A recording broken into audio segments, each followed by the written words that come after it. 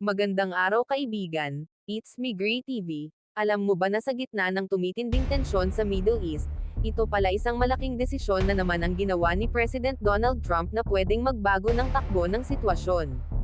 Sa pinakahuling balita, inanunsyo ni Trump na bibigyan niya ng karagdagang 10 araw ang Iran para buksan ang isang napakahalagang daanan sa mundo, ang Strait of Hormuz.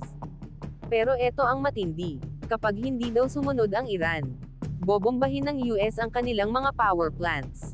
Oo boss, ganon kaseryoso. Ngayon, baka nagtatanong ka, bakit ba sobrang importante ng Strait of Hormuz? Simple lang.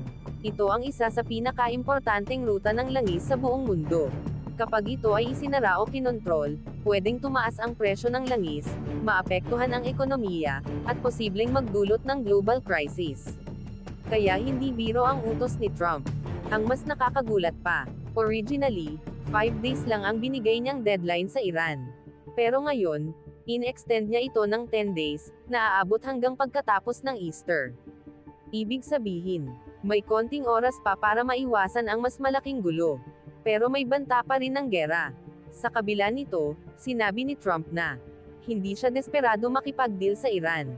Ayon sa kanya, sinasabi nila na gusto ko ng deal, hindi. Kung desperado ako, malalaman nila agad. At dagdag pa niya, wala siyang pakialam kung may kasunduan o wala.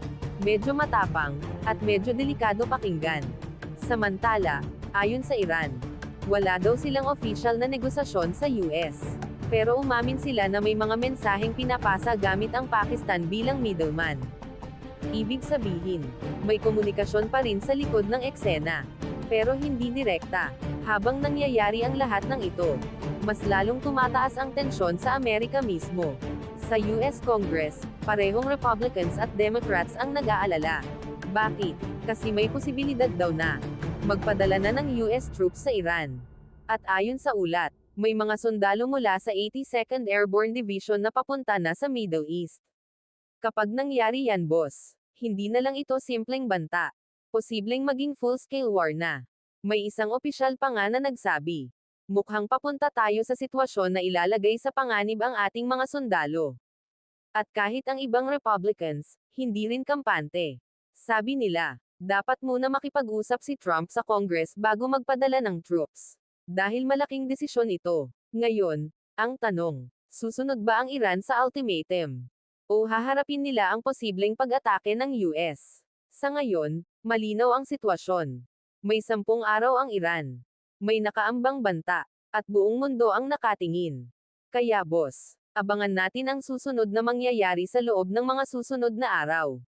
Dahil isang maling galaw lang, pwedeng sumiklab ang isang malaking gyera.